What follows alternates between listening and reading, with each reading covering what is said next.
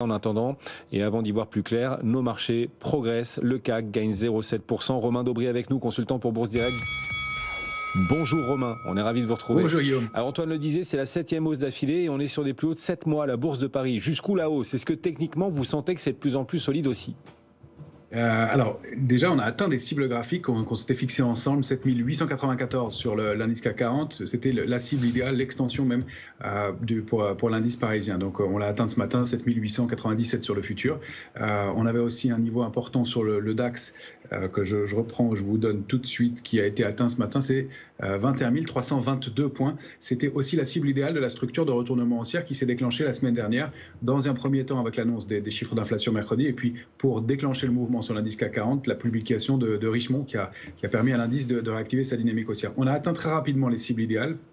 Il reste qu'on a un problème dans cette hausse, en Europe en tout cas, et c'est un petit peu le cas aux États-Unis. Ce mouvement de hausse qu'on forme depuis les derniers jours n'est pas du tout soutenu, n'est pas du tout étayé du côté des marchés dérivés. On a eu certes du volume au début, les 2 premiers jours, plus de 4 milliards et demi traités, donc ça c'était intéressant, et depuis on a des volumes qui avoisinent les 3 milliards. C'est pas énorme, mais c'est surtout sur les futurs qu'on n'a pas eu de soutien.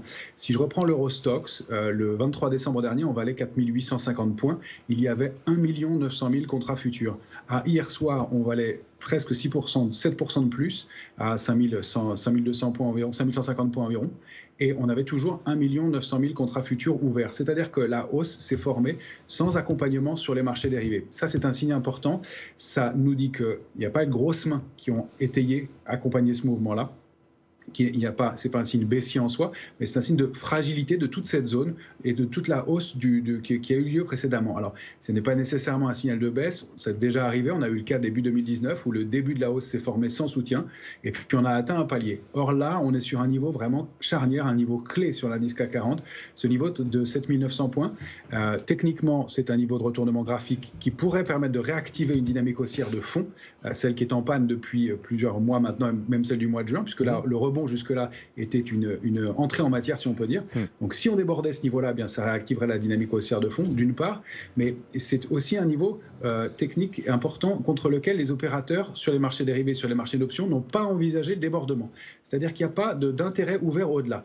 Donc, on risque de buter dessus, c'est ce qui s'est passé ce matin et vous avez constaté les décalages très rapides un peu dans le vide ce matin dans le marché.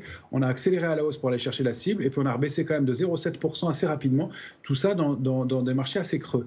Donc prudence, c'est vraiment un niveau charnière. Est-ce qu'on va réussir à trouver le momentum pour le déborder? Oui. Si c'est le cas, ça risque d'être assez brutal parce que, encore une fois, il y a peu d'opérateurs qui ont envisagé le débordement de ce niveau-là, mais c'est pas sûr compte tenu du manque de soutien et d'intérêt. Et puis on peut ajouter un dernier élément important aussi, c'est que du côté du ratio de couverture, du ratio put-call dans les portefeuilles, on est hyper complaisant à Paris et sur l'Eurostoxx.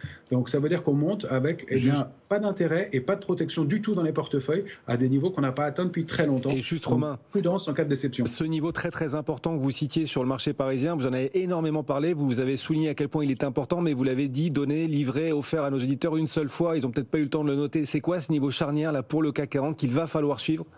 7900 points. Autour de 7900 points, soit on réussit à se réinstaller franchement au-delà sur plusieurs clôtures et on va réactiver la dynamique haussière, soit on bute contre ce niveau et on pourrait dans ce cas-là retracer un petit peu et invalider ce qu'on a essayé de construire depuis le début de l'année.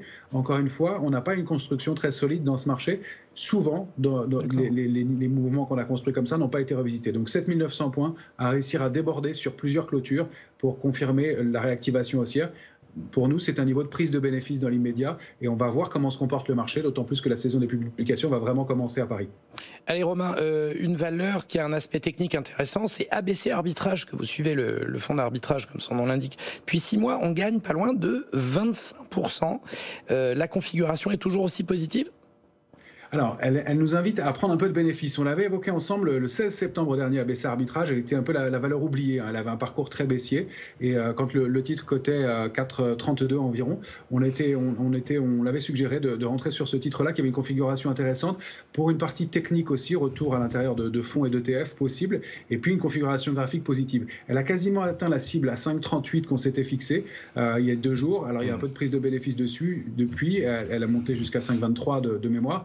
Mais donc, on peut prendre une partie de son bénéfice sur le titre. On gagne quasiment, entre le moment de notre suggestion du mois de septembre et maintenant, 22%. Plus aujourd'hui parce qu'elle rebaisse un peu, mais on a un parcours aussi qui était intéressant. Et donc, comme on l'indiquait sur l'indice parisien, c'est peut-être le moment de prendre un peu de bénéfice sur certains titres, même si le momentum reste haussier tant qu'on est au-delà de 4,90. Merci Romain. Romain Aubry, consultant pour Bourse Direct, qu'on retrouvera à la clôture des marchés tout à l'heure à 17h35. Notre question